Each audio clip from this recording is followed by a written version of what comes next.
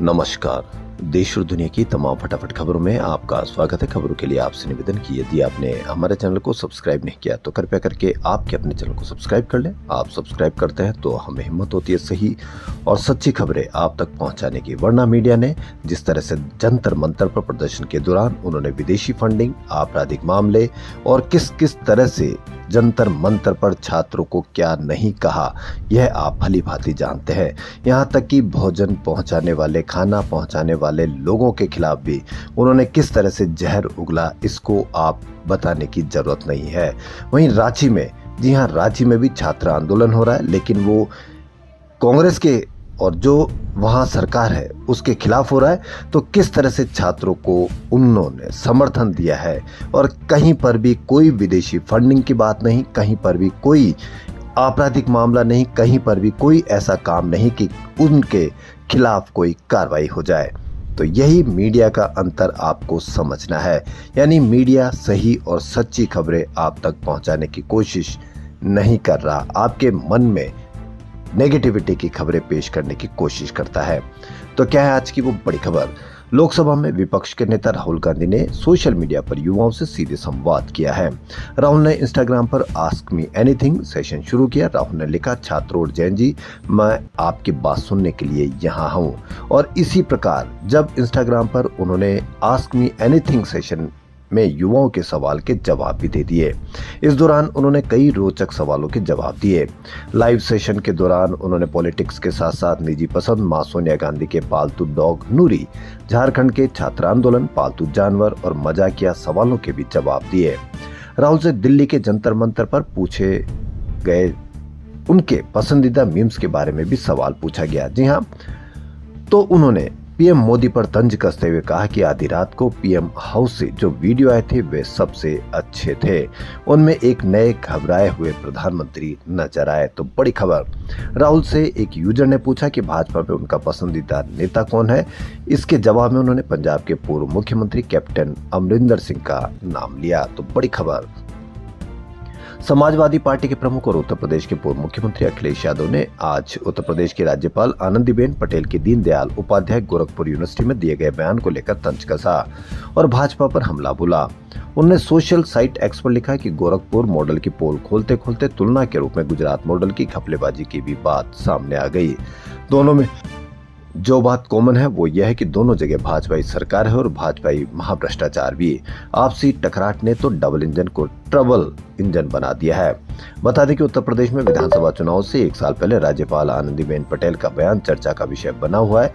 राज्यपाल ने hostel infrastructure और स्टूडेंट सुविधाओं को लेकर दीनदयाल उपाध्याय गोरखपुर यूनिवर्सिटी और स्थायी प्रशासन की खिंचाई की है। राज्यपाल के तौर पर आनंदीबेन पटेल उत्तर प्रदेश में राज्य विश्वविद्यालय की चांसलर भी है। करीब 40 साल पुराने बोफोर्स घोटाले पर सुप्रीम कोर्ट ने गुरुवार को आखिरी याचिका भी खारिज कर दी। इसके साथ ही अब ये मामला पूरी तरह से खत्म हो गया। मीडिया रिपोर्ट्स के अनुसार सुप्रीम कोर्ट ने कहा कि अब इस केस में आगे की सुनवाई की जरूरत नहीं है।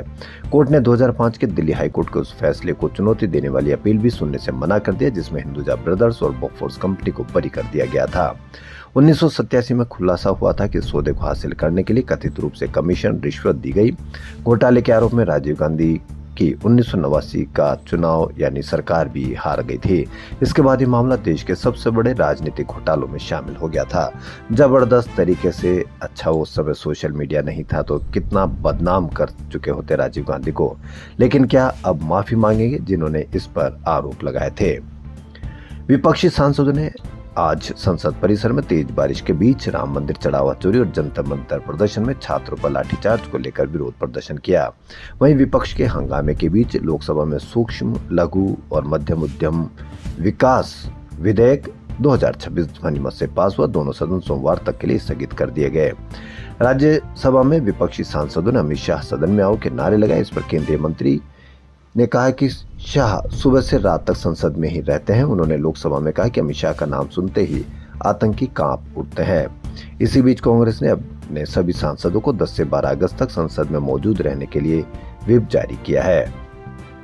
राष्ट्रीय स्वयंसेवक संघ के सरसंघचालक मोहन भागवत ने कल गुरुवार को जैन जी से संवाद करते हुए कहा कि बातचीत हमेशा पहला कदम होना चाहिए। उनकी शिकायत जायज है, मुझे उनकी ईमानदारी पर भरोसा है। लोकतंत्र में विरोध प्रदर्शन आम सहमति बनाने का जरिया है। भागवत के बयान पर विपक्ष ने तीखी प्रतिक्रिया दी है। प्रियंका गांधी ने कहा कि उन्हें भागवत से किसी के सर्टिफिकेट की जरूरत नहीं है। उमर अब्दुल्ला ने कहा कि भागवत के बयान के बाद बच्चों के खिलाफ अब कार्रवाई का सिलसिला रुकना चाहिए। छात्रों और युवाओं के साथ आरएसएस प्रमुख की बातचीत पर कांग्रेस सांसद प्रियंका गांधी वाड्रा ने कहा कि उन्हें मोहन भागवत से किसी सर्टिफिकेट की जरूरत नहीं है। तो क्या अब संवाद के बाद किसी भी बच्चे के खिलाफ या किसी भी छात्र के खिलाफ क्या कार्रवाई रुक पाएगी या नहीं रुक पाएगी, इस पर आप अवश्य कमेंट करके बताएं। माफिया अतीक अहमद के जेल में बंद दोनों बेटे अली और उमर छोटे भाई अबान के जनाजे में शामिल होंगे। इलाहाबाद हाईकोर्ट ने दोपहर 3:30 बजे दोनों भाइयों को पैरोल दे दी।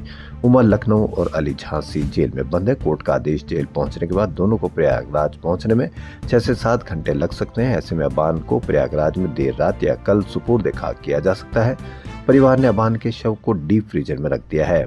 मां शाइस्ता परवीन जनाजे में शामिल होगी या नहीं, सबकी निगाहें इस पर टिकी हुई है। अबान 21 को कसारी मसारी के खानदानी कब्रिस्तान में दफनाया जाएगा। यहाँ उसके पिता अतीक, दादा फिरोज अहमद, चाचा अशरफ और भाई असद की कब्र है। झारखंड में 14वीं जेपीएससी रद्द करने की मांग को लेकर छात्र 14 दिनों से धरने पर बैठे हुए। छात्रों के समर्थन में शुक्रवार को ऑल इंडिया स्टूडेंट यूनियन यानी आईसा के कार्यकर्ता विधानसभा घेरने निकले। इस दौरान आईसा के अध्यक्ष नेहा बोरा पर एक युवक ने स्याही फेंकी, उसे हिरासत में ले लिया गया। बताया जा रहा है कि आरोपी अखिल भारतीय विद्यार्थी परिषद से जुड़ा हुआ है। आप मीडिया पर इसकी खबर देखेंगे, कहीं से भी कोई फंडिंग की बात नहीं करेगा, कहीं से भी इसमें अपराध शामिल है इसकी बात नहीं करेगा और न ही किसी खाना पहुंचाने वाले के खिलाफ कोई कार्रवाई की जाएगी। यही अंतर मीडिया का आपको समझना है। यहाँ क्यों ऐसा कर रही है मीडिया, जंतर मंतर पर क्यों किया था मीडिया ने, यह आप अवश्य कमेंट करके बताएं। तमिलनाडु के सीएम विजय की पत्नी संगीता ने चेंगलपट्टू फैमिली कोर्ट में दाखिल तलाक की अर्जी वापस ले ली। शुक्रवार को इस केस की सुनवाई थी। इसमें विजय की पत्नी संगीता वीडियो कॉन्फ्रेंसिंग के जरिए पेश हुई। उन्होंने जज सुजाता को अर्जी वापस लेने की जानकारी दी। जज ने करीब 15 मिनट तक उनसे पूछताछ की, फिर अर्जी स्वीकार करते हुए तलाक का केस खत्म कर दिया। संगीता ने इसी साल फरवरी 2026 में तलाक की अर्जी दायर की थी। इसमें उन्होंने विजय पर एक्स्ट्रा मैरिटल अफेयर का आरोप लगाया था। तो देश और दुनिया की तमाम फटाफट खबरों में फिलहाल इतना ही। धन्यवाद।